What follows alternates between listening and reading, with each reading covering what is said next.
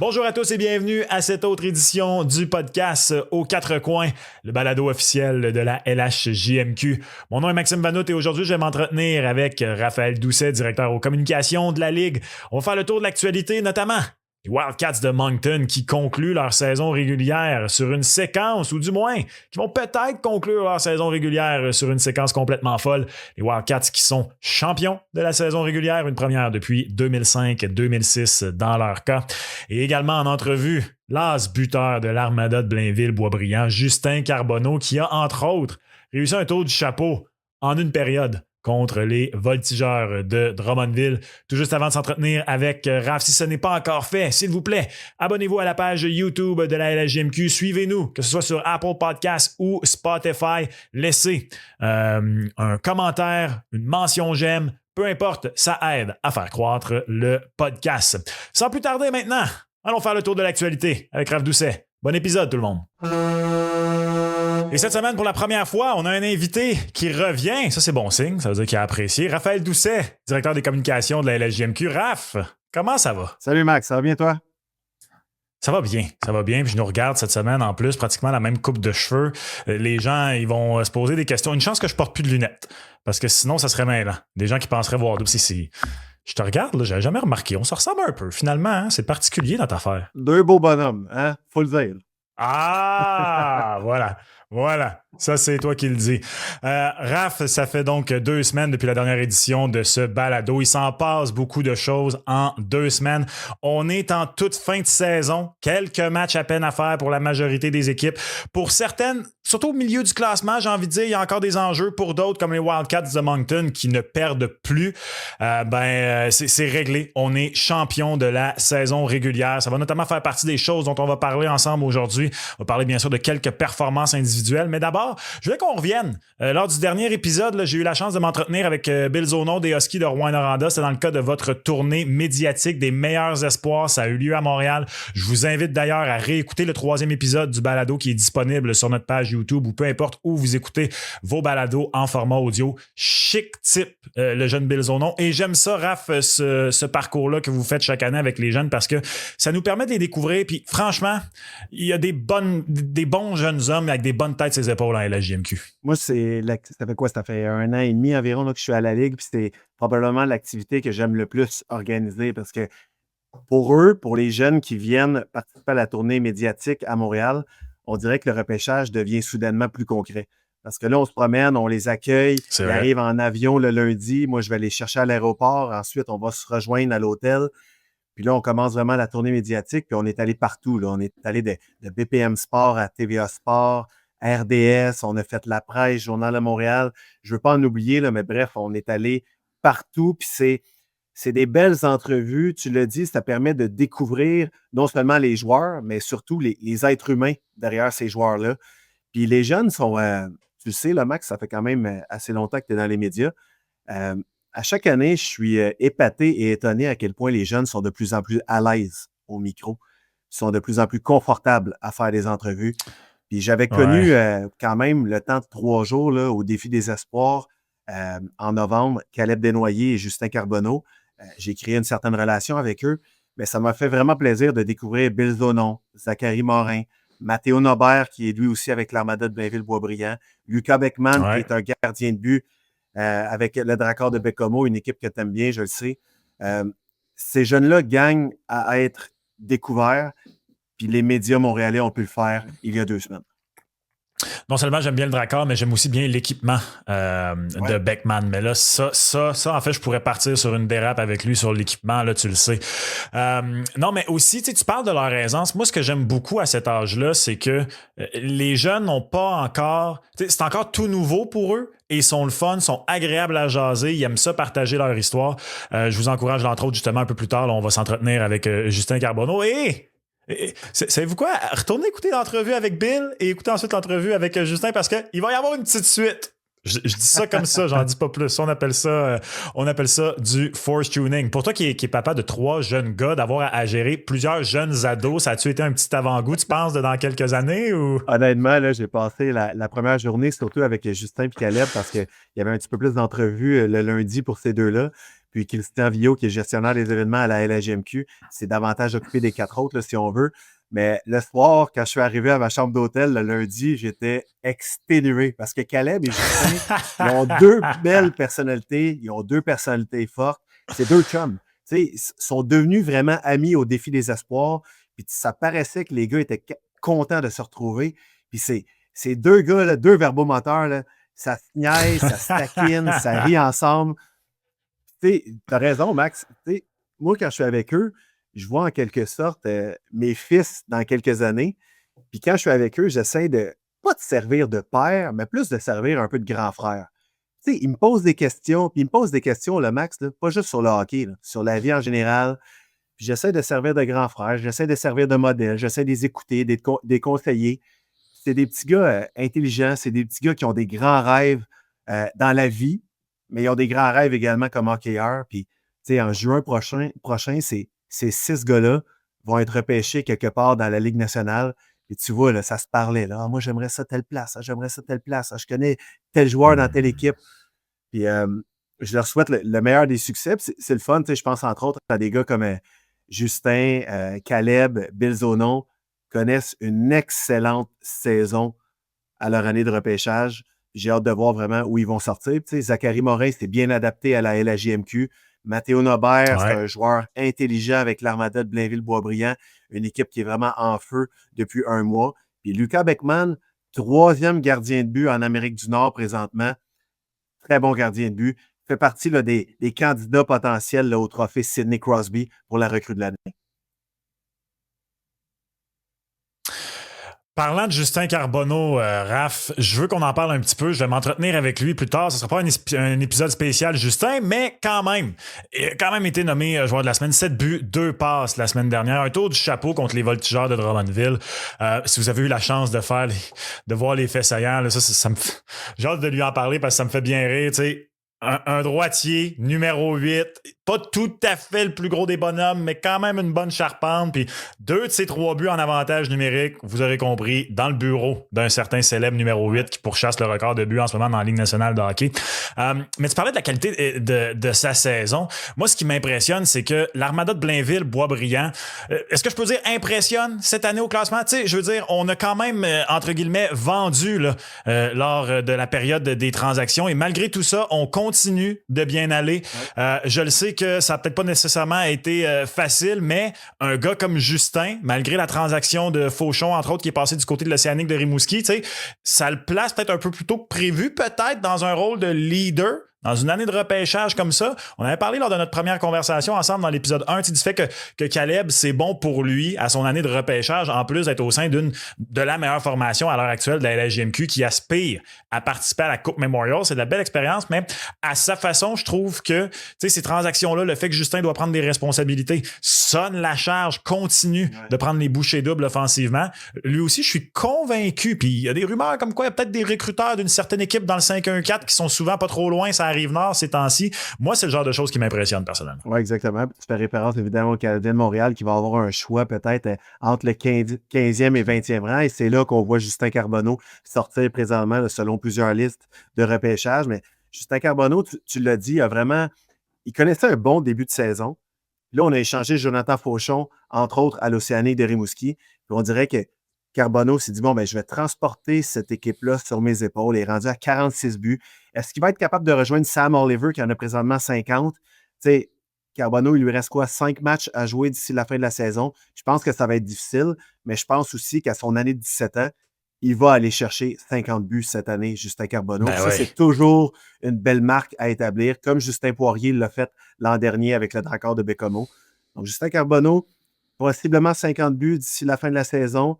Après ça, tu as Fauchon qui en a 43, tu as Justin Poirier qui en a 43. Donc, est-ce qu'on va terminer la saison avec 2 marqueurs de 50 buts dans la LHJMQ? Possiblement. Mais tu sais, quand tu regardes, Sam Oliver en a déjà 50. C'est un gars de 20 ans. Carbonneau, c'est sa 2e saison dans notre ligue. Puis, the sky is the limit pour ce gars-là au cours des prochaines années. Ouais, puis sans rien enlever à Oliver, là, ce qu'il fait lui aussi, c'est très impressionnant avec les Voltigeurs, mais tu as raison. À cet âge-là, d'année en année, la progression physique est tellement importante d'une année à l'autre que c'est très impressionnant quand un jeune de 17 ans le fait. Je parlais des Wildcats de Moncton, l'Océanique de Rimouski. On a eu un affrontement entre ces deux équipes-là depuis le dernier épisode. Ça a été un match extrêmement serré. Est-ce qu'on parle d'un avant-goût de ce qu'on va avoir droit au printemps tard en série? Peut-être, on ne le sait pas encore, mais les deux équipes n'ont pas déçu. Et ce sont deux excellentes formations. Puis je trouve qu'en ce moment, avec les Wildcats, on dirait que ça passe peut-être un petit peu plus sous le radar, l'Océanique, mais eux aussi, 8-1-1 à leurs 10 derniers matchs. En fait, justement, c'est une de nos deux seules défaites, c'est contre les Wildcats de Moncton.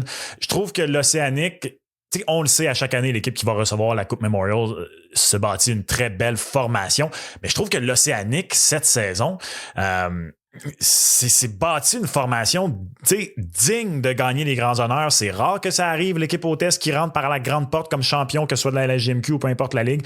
Puis malgré ce que fait les Wildcats présentement, je pense vraiment qu'il faut prendre l'Océanique très, très au sérieux, même si ils ont leur billet déjà pour la Coupe Memorial. Présentement, les Wildcats sont champions de la saison régulière. L'Océanique de Rimouski est deuxième au classement général.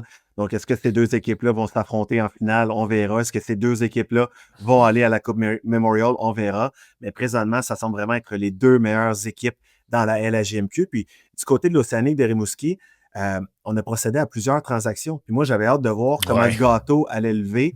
Mais Jonathan Fauchon s'est bien adapté. Maël Lavigne également. Eric Smatejko, avec sa grosse charpente de 6 pieds 6, 215 livres. Il dérange les défenseurs adverses. Il dérange également les gardiens de but adverses.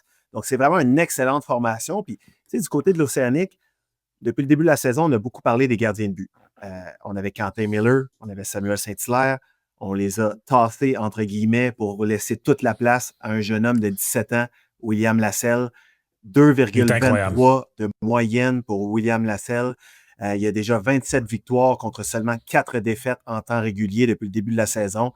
Donc, Lasselle est en train de prouver présentement qu'à 17 ans, il a ce qu'il faut pour mener l'Océanique à la conquête du trophée Gilles Courteau et qui sait peut-être à la Coupe Memorial également. Donc, c'est deux excellentes formations. Pratiquement pas de faiblesse du côté de Moncton ni du côté de Rimouski. Où vont se rendre ces formations-là en série? On verra au cours des prochaines semaines. Mais honnêtement, là, c'est deux équipes avec pratiquement pas de faiblesse. Ouais, tu parlais du trophée Sidney Crosby. Je t'avoue que j'ai un petit faible pour Lasselle parce que, passez-moi l'expression, parce que dans la vie de tous les jours, c'est pas le cas, mais pour un gardien de but à ce niveau-là, c'est un petit gardien. Des gardiens de 6 pieds 1, c'est de plus en plus rare. Et à cet effet-là, il me fait un petit peu penser à Dustin Wolf. Dustin Wolf, qui n'est pas le plus gros des bonhommes en ce moment chez les Flames de Calgary, qui pour moi, plus ça avance, plus il y a... T'as pas le choix d'inclure son nom dans la vraie discussion au Calder entre Macklin Celebrini et Lane Hutton. Et justement, Wolf, c'est pas juste que c'est pas le plus gros. Tu sais, il porte le 32, c'est pas pour rien. Il vient de la Californie. Définitivement, il est inspiré par Jonathan Quick. Puis c'est ce style-là un petit peu. Quick et Fleury, des vieux de la vieille, ça fait mal dire ça, mais qui sont pas les plus gros, mais les jambières rapides, actifs devant leur filet. Puis en raison de sa plus petite charpente, je vois un petit peu de ça de Lasselle. Puis moi, ça c'est le type de gardien que j'aime. T'adores les gardiens, Max, je le sais. Puis tu sais, William Lasselle, quand tu es un plus petit gardien de but, qu'est-ce qui est important? C'est ton sens du jeu, ta lecture du jeu. Et William Lasselle réussit tout ça en étant sourd d'une oreille et en entendant à 50% de l'autre oreille. Ça, c'est exceptionnel. Ce gars-là est bon à l'école également. D'avoir une lecture du jeu et un sens du jeu aussi aiguisé, malgré... On doit le dire, c'est un handicap en quelque sorte, d'être sourd d'une oreille et d'entendre à peine de 50% de l'autre. Moi, c'est un petit gars, je les appelle tous mes petits gars, là, mais c'est un joueur que j'admire beaucoup, William Lasselle. Ouais, avec raison. Un petit mot quand même sur les Wildcats. Champion de la saison régulière, comme ça, avec quelques matchs à faire. J'ai hâte de voir est-ce qu'on va, entre guillemets, slacker, lâcher le pied de la pédale un petit peu, ou si on va donner vraiment all-in pour rentrer en séries éliminatoires avec le plus de momentum possible. D'ailleurs, quand on regarde les noms de l'effectif de la dernière fois que les Wildcats de Moncton ont été champions de saison régulière, il y en a dont la carrière de la Ligue nationale de hockey est terminée ou tire à sa fin, et certaines belles carrières. Je pense entre autres à Keith Yandel qui est rendu comme toi et moi, Raph, qui fait des podcasts. Oui, Puis il est populaire d'ailleurs dans ses podcasts, Keith Yandel. Puis tu sais, la dernière fois que les Wildcats ont remporté le trophée Jean Rougeau, justement, c'était en 2006. Puis cette année-là, on avait remporté le titre. À l'époque, c'était la Coupe du Président. Maintenant, c'est rendu le trophée Gilles Courteau. Et on avait perdu, rappelle-toi, en finale de la Coupe Memorial contre les Remparts de Québec de Patrick Roy. Puis à ce moment-là, l'attaque des Wildcats était menée par Philippe Dupuis, qui a joué, entre autres, dans la Ligue nationale. Il y avait Stéphane Goulet. Il y avait Keith Yandel comme défenseur qui avait récolté 83 points cette année-là avec les Wildcats. Incroyable. Un certain Brad Marchand. Et toi qui aimes les gardiens de but, tu dois te souvenir de Josh Torgman, qui était le gardien de but des Wildcats à cette époque-là. Donc quoi, 19 ans plus tard, on remporte le trophée Jean Rougeau. Est-ce qu'on va imiter 2006 et remporter le titre des séries et aller à la Coupe Memorial à Rimouski? On va le savoir dans les prochaines semaines. Josh Torgman, si je me souviens bien, avait aussi joué pour les Tigres, il Oui, me semble, je pense que de oui, Victoriaville. Il me semble que c'était les dernières années ça, où j'étais à Drummondville, puis il me semble ça me sonne une cloche que Torgman a aussi joué pour les Tigres. Ça nous rajeunit pas, ça. Ah, les Remparts, l'édition... C'était l'année d'Alex Radulov, ça. Exact. Et un jeune Angelo Esposito également. Donc, bravo aux Wildcats de Moncton. Une splendide saison régulière. On espère pour eux, bien sûr, que ça va se poursuivre en séries éliminatoires. Il y a encore 2 postes disponibles pour les séries éliminatoires. Également au milieu de peloton, le tout n'est pas encore réglé. Les confrontations de qui va s'affronter au premier tour, là, il y en a encore qui sont à surveiller, Raph. Exactement. Tu parles dans la cave du classement. Là, les Tigres de Victoriaville, présentement, sont 18e avec 36 points.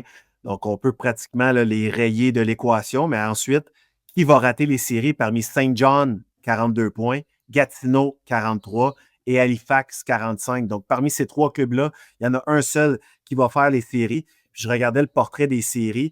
Dans l'Est, c'est quand même assez coulé dans le béton. Donc, on aurait Moncton contre Québec, 2 grosses arénas, 2 gros marchés, évidemment. Et Rimouski contre Charlottetown. Puis je ne dévoilerai pas mes sources, mais il y a des joueurs récemment qui m'ont dit que Charlottetown, comme carte cachée, parce que présentement, ils sont 7e dans leur association, mais attention aux Highlanders en série. C'est une équipe tenace, c'est une équipe travaillante, c'est une équipe robuste. Jim Holton, c'est assurément un des meilleurs entraîneurs-chefs dans la LHJMQ. Donc, au premier tour, les Highlanders vont donner quand même du fil à retordre, selon moi, à l'Océanique de Rimouski, si la tendance se maintient, évidemment. Chicoutimi contre Bathurst. Et attention au clash 4 contre 5, Bécomo contre Cap-Breton. Ça, c'est un duel qu'on a vu l'an dernier en demi-finale. Cette fois-ci, là, tout porte à croire que ça va être un duel au premier tour. Ça va être très, très bon. Bécomo contre Cap-Breton. Puis du côté de l'Ouest, ce serait présentement Drummondville contre Gatineau, Blainville-Boisbriand contre Halifax. Donc, Halifax croiserait et se retrouverait dans l'Ouest en fonction du classement. Shawinigan-Val-d'Or, attention aux Foreurs de Val-d'Or qui ont quand même remporté 7 de leurs 10 derniers matchs. Puis le clash 4 contre 5, on a parlé tantôt de Bécomo contre Cap-Breton. Ce serait Rouyn-Noranda présentement contre Sherbrooke. Ça, c'est une série que je ne voudrais pas manquer. L'attaque des Huskies contre l'équipe défensive et tenace de Gilles Bouchard et du Phoenix de Sherbrooke. J'ai hâte aux séries. La saison finit le 22 mars. J'ai vraiment hâte aux séries, Max. Ouais, puis pour appuyer ce que tu dis, je suis pas mal sûr que c'est dans mon entretien récemment avec Louis Robitaille dans le 2e épisode de ce balado où il me semble que Louis aussi a parlé en très grand bien des Highlanders, disant là, que c'était une formation là, qui était difficile à affronter et qui connaissait de bons moments. Donc, effectivement, on en a parlé dans le premier épisode. Hein. Moi, on est à une époque où des surprises en première ronde de la LHJMQ, ça arrive un peu plus que ça arrivait autrefois où, malheureusement, il y avait une disparité dans la ligue qui faisait en sorte que tu avais beaucoup de séries qui se terminaient rapidement. Un petit mot, Raph, quand même, sur la Coupe LHJMQ du 23 au 26 avril. C'est à Boisbriand. Les meilleurs joueurs de moins de 16 ans du Québec, Nouveau-Brunswick, Nouvelle-Écosse, Île-du-Prince-Édouard et Terre-Neuve qui vont s'affronter. C'est les meilleurs joueurs admissibles à notre repêchage qui va se tenir là, du 6 et 7 juin du côté du Centre Vidéotron à Québec. Donc, pour ces jeunes joueurs-là, c'est vraiment une belle vitrine parce que les recruteurs de toutes nos formations sont là. Les recruteurs de notre centre de soutien au recrutement sont là également. Donc, c'est un peu leur combine. Donc, les 80 meilleurs joueurs M16 qui sont sur notre territoire vont être réunis à Boisbriand à la fin avril. Ça va être vraiment une belle vitrine pour eux, puis ils vont tenter d'impressionner les recruteurs en vue de notre repêchage. Puis Max, si tu le permets, juste pour revenir rapidement sur les séries, je regarde dans l'Ouest, Tu as Drummondville qui a 80 points dans leur division. Shawinigan en a 76. Donc, seulement 4 points les séparent avec 4 ou 5 matchs à jouer. Puis quand tu regardes dans l'autre division, dans l'association Ouest, l'Armada, 75 points. Rouyn-Noranda, 74. Donc, seulement 1 point. Ça va être incroyable, la lutte aux séries d'ici le 22 mars. Ouais, une fois... Tu sais, Moncton et Rimouski se distinguent cette année. Ouais. Après ça, honnêtement, choisissez votre poison. Et je pense très, très honnêtement, je vais être... Ça marche-tu? C'est ce que Ouais, ça marche. Je vais être surpris s'il n'y a pas de surprise dans le carré d'as. Je ne sais pas si c'est clair, mais dans ma tête, ça l'est. Je m'attends au moins... Et c'est ça, je m'attends au moins à une équipe qu'on va regarder dans quelques semaines dans le carré d'as, qu'on va faire « Oh! » Puis ça va être très intéressant. Puis moi, je pense que c'est très, très bon pour Max, la Ligue. Juste avant que tu ailles faire ton entrevue avec Justin Carbonneau, tu lui parleras de sa carrière de football. Oui? C'est joueur de football, oui, c'est hein? Justin. Il y a la charpente pour. Ouais. OK. Secondaire. Ah oui? J'aurais imaginé peut-être un gros demi de sûreté, mettons, un gros safety, gros maraudeur. OK. À ce Parfait. âge-là, Ben, des fois, il n'y a pas de dans... différence entre le secondaire et le demi de sûreté. Non, je pourrais te raconter des histoires, mais ce sera pour hors micro de un de nos safety au secondaire qui, à ce jour, on se demande si le gars qui l'a plaqué est en... J'y souhaite d'être en santé. C'est un des plus gros plaqués que j'ai vu de ma vie au niveau secondaire. Mais c'est pour une autre discussion. Raph, toujours un plaisir. Merci beaucoup. Et puis, je m'en vais parler de ça avec Justin, justement. Salut, Max. Et on vous a titillé tout au long de l'épisode avec cette entrevue. Il est en feu en plus. 4 buts, dont un tour du chapeau en une période. Justin Carbonneau, d'Armada Blainville-Boisbriand. Justin, comment ça va? Ça va bien, toi? Ça va bien, ça va bien. Un tour en une période? Justin? Comment, man? J'ai de la misère à faire 3 buts dans ma ligue de bière en une saison. Toi, t'en fais ça en une période? Non, mais pour vrai, je fais des blagues, mais 3 matchs de suite avec un but, 7 durant la séquence. Je sais que tu vises probablement pas les statistiques personnelles, mais tu vois le 50. Puis là, tu as mis la pédale au plancher pour l'atteindre dans cette fin de saison. Ouais, c'est sûr. Écoute, j'essaie de finir la saison en force. Notre équipe, honnêtement, on est sur une séquence aussi en feu, donc je pense que ça va avec. Quand tous les joueurs ont fait notre job, on va dire, moi, je pense que je suis peut-être une job offensive, là, de marquer des buts puis faire des jeux. Donc, honnêtement, je pense que tout le monde dans la chambre fait une grosse job en ce moment, puis les succès de l'équipe viennent avec. Puis, écoute, on va donner un petit shout-out à mon gérant d'équipement, Nounou, qui dit que c'est pas très impressionnant. Donc lui, il passait quand je faisais l'entrevue, mais il dit que c'est pas très impressionnant, donc il faut que je continue d'être meilleur que ça. OK, Nounou, il n'est pas facilement impressionnable. J'aime ça. Ouais, OK. Écoute, il a vu du Pierre-Luc Dubois, Barré-Boulet, donc il en a vu, lui, des statistiques offensives, donc il n'est pas impressionné par tout. OK. Hey, respect à Nounou, j'aime ça. Il vous garde les pieds sur terre, c'est possible. C'est pas pire. En plus, c'est lui qui s'assure que tes patins sont bien aiguisés, là, fait que t'es mieux de pas trop le contrarier. Exact. À ceux qui nous écoutent en format audio, Justin nous a montré Nounou, qui nous a fait un beau thumbs up. J'aime ça de la part de Nounou, c'est bien, ça vous force à y aller encore plus fort. T'as parlé de votre bonne séquence, puis j'étais curieux, j'avais hâte de te parler de ça, Justin, parce que d'une certaine façon, vous êtes un petit peu une jeune équipe, si je peux m'exprimer ainsi. Après, vous avez échangé Fauchon à l'Océanique de Rimouski, et non seulement vous avez continué de gagner, mais vous avez même grimpé au classement. Là, dépendamment quand vous écoutez ce balado-là, c'est très, très serré, là, à 3-4 équipes qui vous incluent l'Armada, mais quand même, ça a été quoi un peu le mot d'ordre post-date limite des transactions pour que vous continuez sur votre lancée puis que vous vous placiez aussi haut dans l'Ouest cette saison?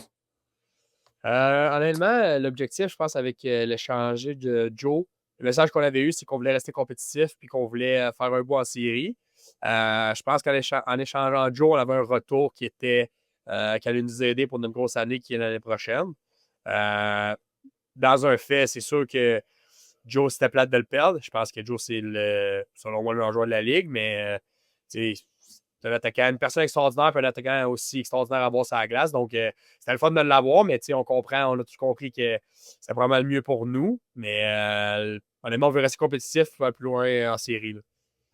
Je lisais dans une entrevue que tu as accordée, je pense que c'était sur le RDS.ca, que tu as quand même une bonne proximité avec lui. C'est un gars qui t'a un peu pris sous son aile lorsque tu es arrivé dans la Ligue de hockey junior maritime Québec.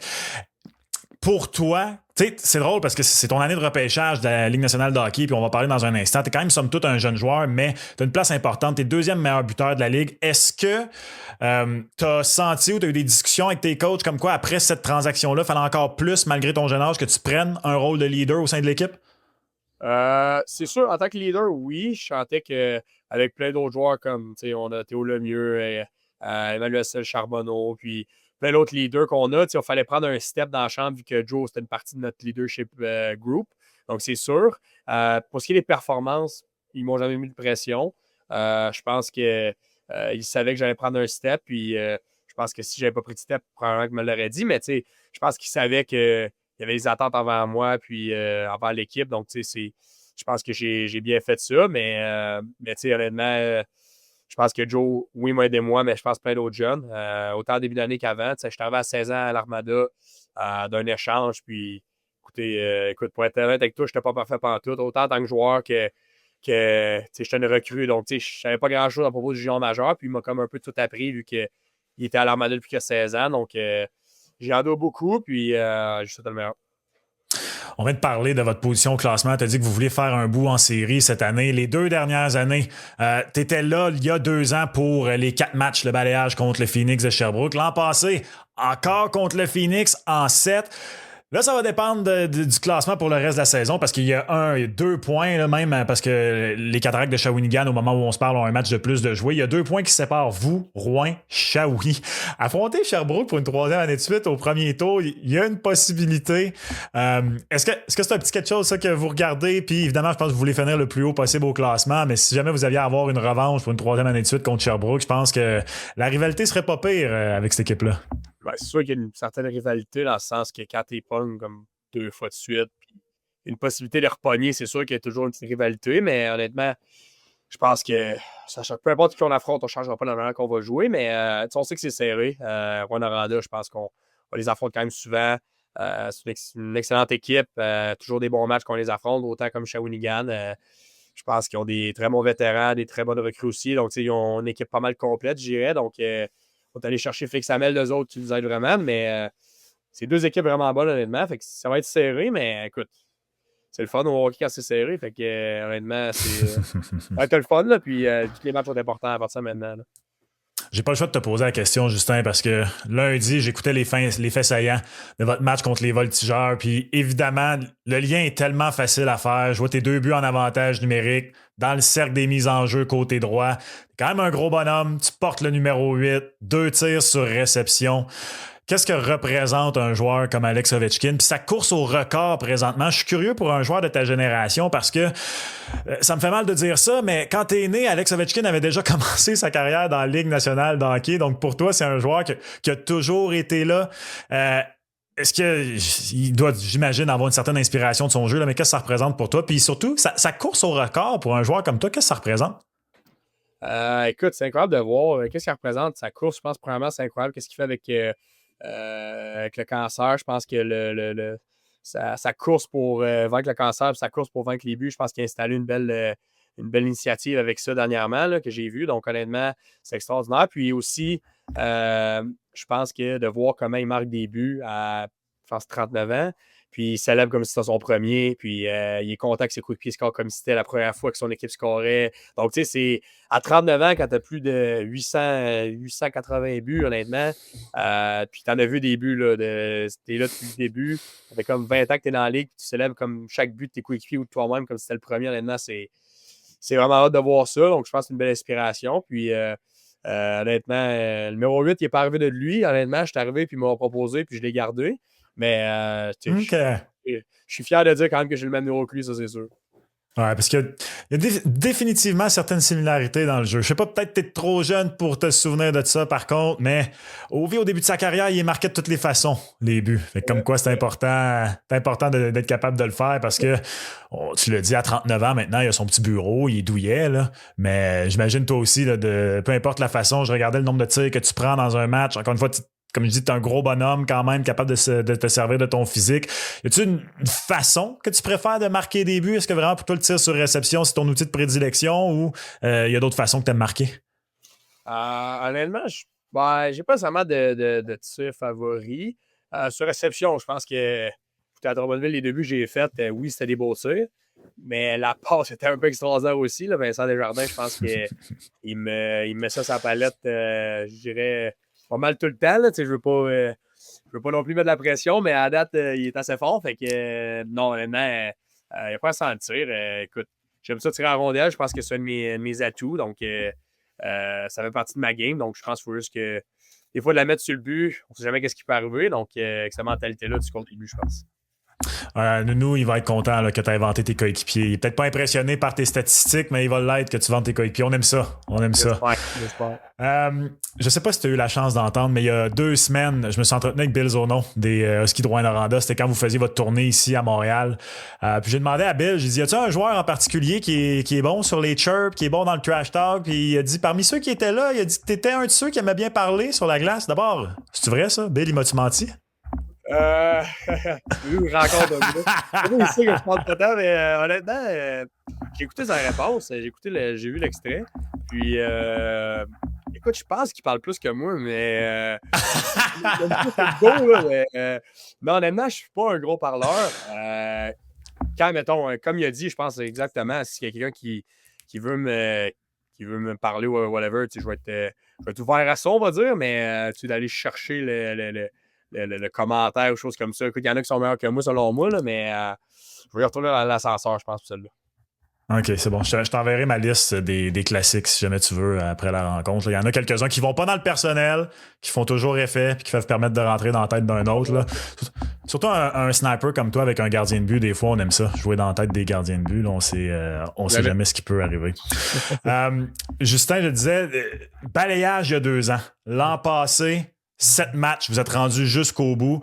Là, vous avez peut-être un petit peu plus, en raison de votre fin de saison, arrivé comme favori. Est-ce que ça ajoute une petite pression? Parce que je pense, de la façon dont tu me parlais un peu plus tôt dans l'entrevue, peut-être que vos objectifs même sont un petit peu plus élevés pour les séries cette année. Est-ce que je me trompe? Non, tu ne trompes pas. Je pense que les objectifs sont plus grands. Honnêtement, à mon 16 ans, ma première année, on voulait juste faire les séries. Puis l'année passée, on voulait faire une ronde. Bon, ça nous amène où? Puis on a quasiment été capable. Donc, cette saison, honnêtement, c'est juste se rendre le plus loin possible. C'est sûr que ça nous laisse un peu sur notre fin.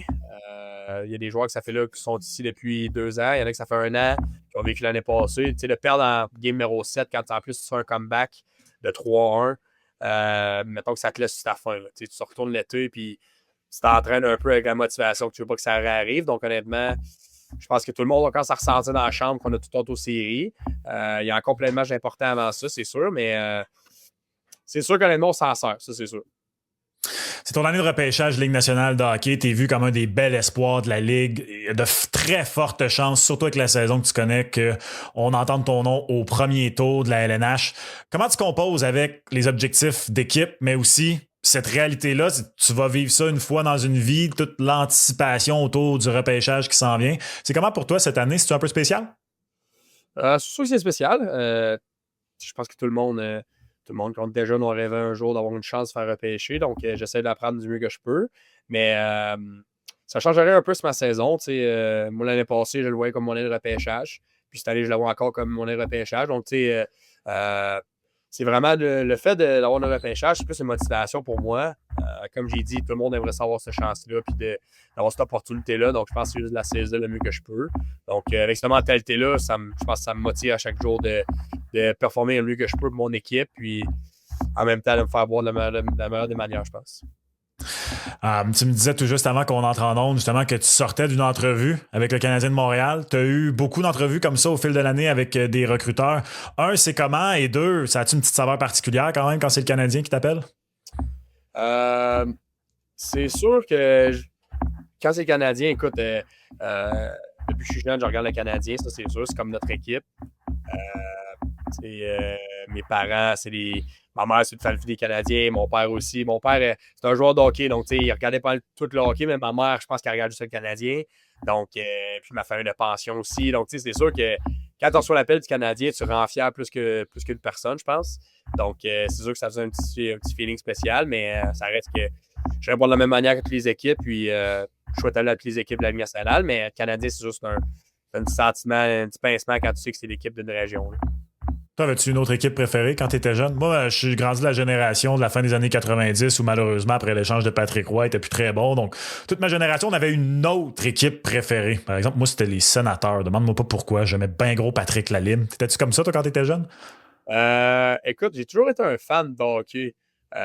J'ai trippé sur plusieurs C'est bon, équipes. ça. Il y en a qui ont une équipe depuis qu'ils sont tout jeunes, mais moi, écoute, des fois, je peux tripper sur une coupe d'équipe, puis je regarde certains joueurs.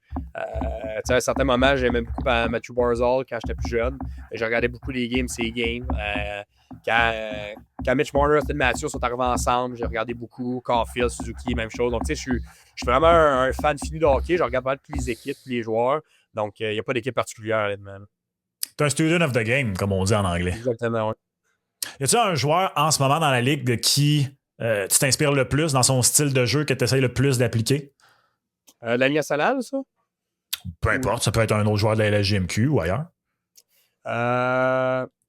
Mettons de la LHJMQ, il y en a plusieurs, je pense. Là. Écoute, il y a plein de joueurs que je pense qu'ils ont plusieurs forces. Je pense que je peux nommer un genre de. Jonathan Fauchon, premièrement, ça, c'est sûr. Je pense que son temps de possession avec la rondelle, il doit être quand même impressionnant dans le sens qu'il ne se débarrasse jamais de la rondelle. On appelle du poise qu'on appelle, là.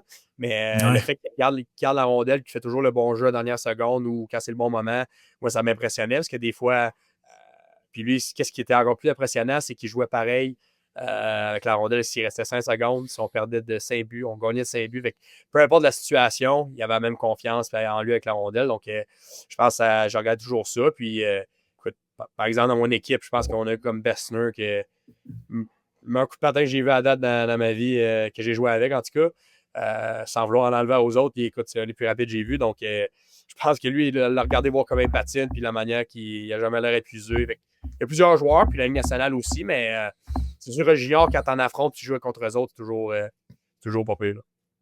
Ouais, les plus grands s'inspirent de leurs adversaires. Tom Brady disait tout le temps, même à la fin de sa carrière, il arrivait puis il regardait ce que les jeunes corps arrière ils faisaient pour tenter de s'améliorer. D'ailleurs, on me disait, t'as déjà joué au foot, toi, quand t'étais jeune?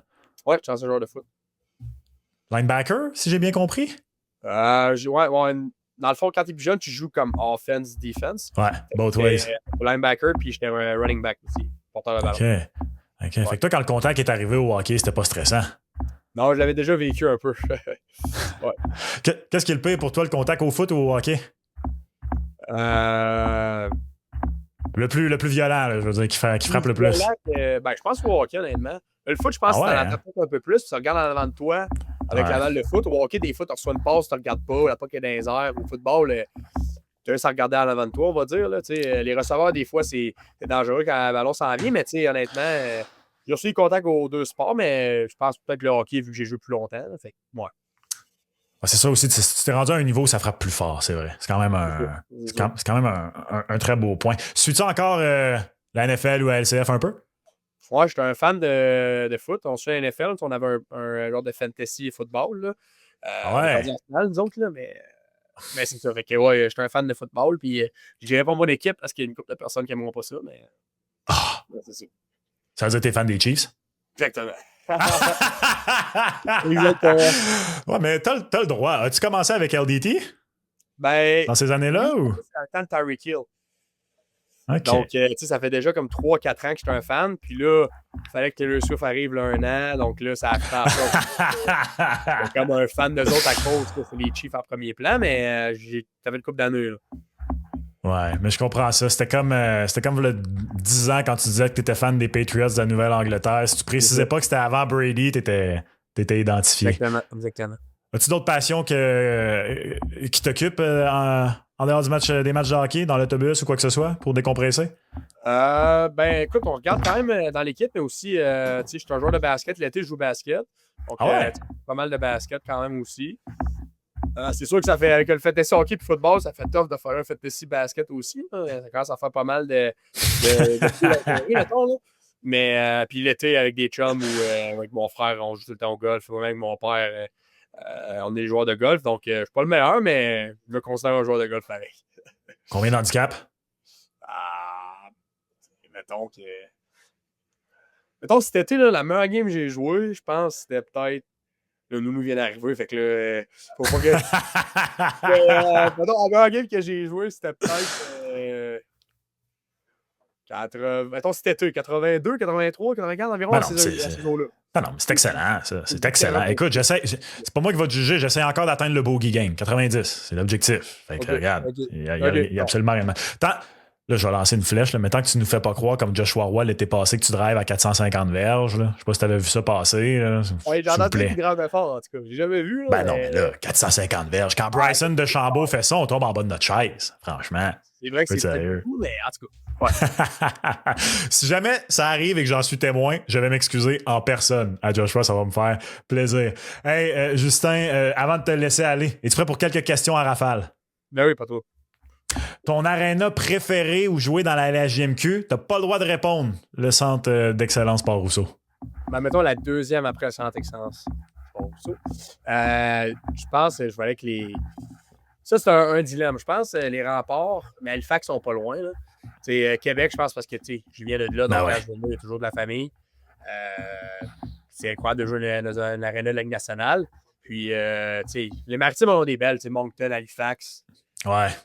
C'est tough aussi à pas les nommer, honnêtement. Là, c'est l'ambiance, puis l'aréna est incroyable, mais Québec, je pense, avec leur hometown. Ouais, en plus, pour toi, ça a une saveur particulière, c'est certain. T'as pas le droit de répondre à un de tes coéquipiers. Un joueur de la LHJMQ que tu trouves sous-estimé. Un joueur de qui je suis sous-estimé? Je dirais, écoute, il y en a quand même pas mal. Là. Mettons, de mon groupe d'âge, je dirais Bill Zonen. Écoute, il y en a plein, là, des gars comme Mathieu, je pense à Rimouski. Écoute, il y en a plein, là, des gars qui, oui, font des statistiques, mais des fois, c'est des clés importantes pour une équipe. Mais mettons, mon groupe d'âge que j'ai vu évoluer quand même, je dirais Bill Zonen. Il a 18 ans, mais je pense qu'il joue des fois de la bonne manière, autant offensivement que défensivement. Il a un bon bâton, un gros bonhomme. Donc, des fois, encore une fois, c'est pas lui nécessairement qui a le spotlight que certains joueurs peuvent avoir, mettons. C'est des gars qui font plein de points et tout ça, mais je pense que Bill, il en fait quand même pas mal aussi, là, mais je pense que Bill, il mérite un gros respect, honnêtement, parce qu'il est tout le temps tough à jouer contre. Ouais, je suis d'accord. C'est un très bon joueur, Bill. Un gros bonhomme en plus, déjà. Là, il est intimidant quand même. Aucun thérapeute ni nutritionniste nous écoute présentement, là, je te le garantis. Sur la route, quelle ville a la meilleure nourriture d'après-match? Le meilleur snack d'après-match?